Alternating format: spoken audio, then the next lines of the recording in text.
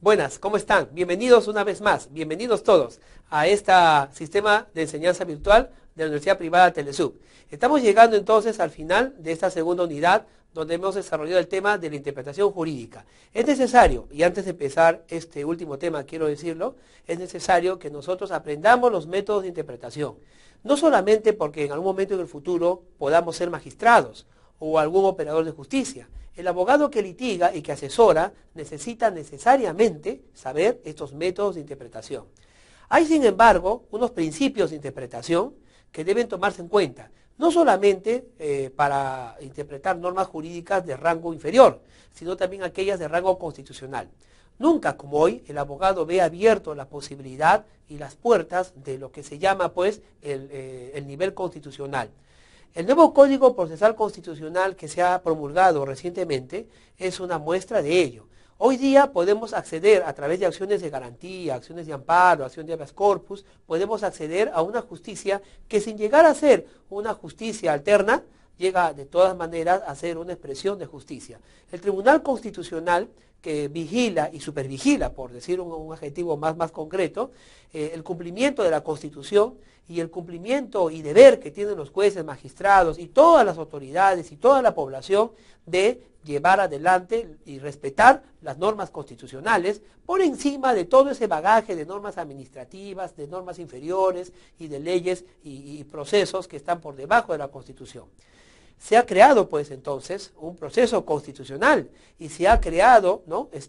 A decir de muchos también, aunque decirlo suena un poquito revolucionario, ¿no? Civilmente, jurídicamente, se ha creado definitivamente, ¿no? un estamento constitucional.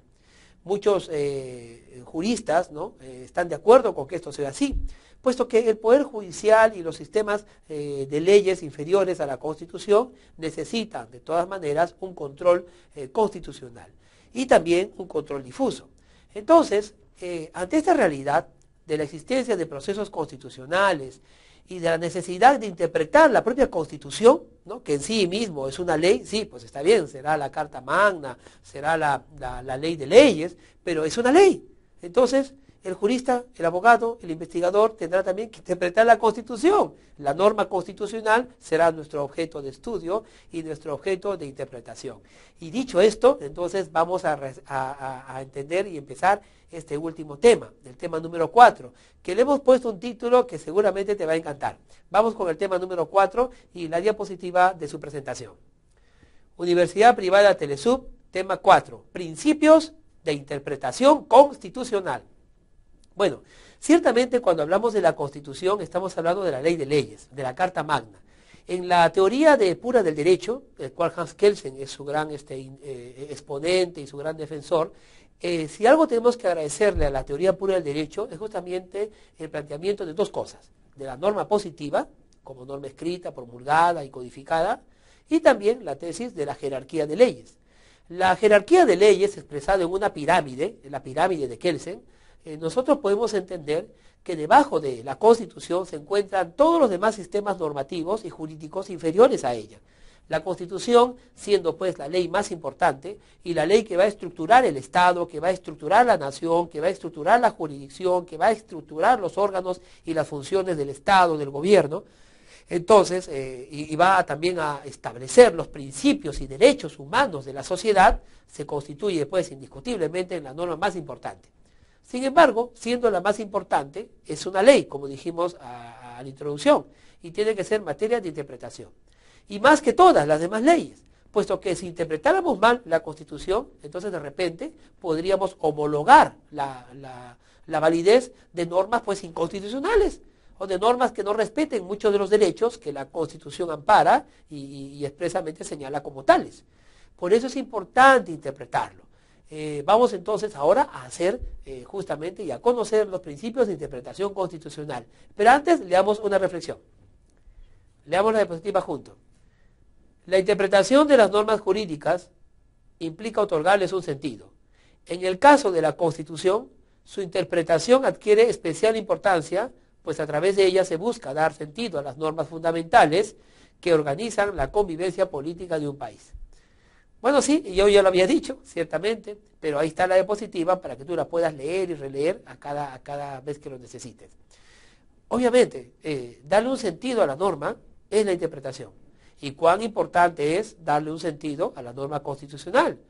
Toda vez que la Constitución, va a organizar la convivencia política del país, es decir, el Estado, el gobierno, la división de poderes, las funciones, el Estado de gobierno horizontal, regiones, gobiernos locales, el gobierno nacional, los principales organismos supervisores, las instituciones, en fin, la Constitución entonces, el sistema económico, que es muy importante, el sistema político, la bicameralidad o unicameralidad de los poderes del Congreso, en fin. Una Constitución en realidad es la estructura de un país políticamente organizado. Vamos entonces con el primer principio. Vamos allí con el primer principio, leamos la diapositiva. Primer principio, principio A, principio de la unidad de la Constitución. Este principio está orientado a preservar la unidad de la Constitución, conforme al cual la interpretación de la Constitución debe estar orientada a considerarla como un todo armónico y sistemático, a partir del cual se organiza el sistema jurídico en su conjunto. Esto es fácil de entender, ¿no? La unidad de la Constitución significa que aunque aparentemente existiera alguna contradicción entre una norma constitucional y otra norma constitucional, tenemos que interpretarla en base a la unidad de pensamiento, a la unidad de criterios. Por ejemplo, en la Constitución del año 1979 se establecía la economía social de mercado. En la Constitución del año 1993 también se establece la economía social de mercado. Sin embargo, cuando leemos algunos otros capítulos, acápites de la Constitución del 93, nos damos cuenta que en realidad no estamos defendiendo una economía social de mercado, sino estamos defendiendo solo una economía de mercado. Especialmente cuando repasamos algunos capítulos, y lo repasamos con sentido de científicos, no de políticos necesariamente, sino de científicos del derecho, y nos damos cuenta que definitivamente en materia laboral, en materia de empresa, la subsidiariedad del Estado, por ejemplo, se relaciona con una economía de mercado, no se relaciona con una economía social de mercado. Pero entonces, ¿cómo debiéramos interpretar estos temas tan digámoslo, y en esta época, ¿no?, de cambio de gobierno y todo?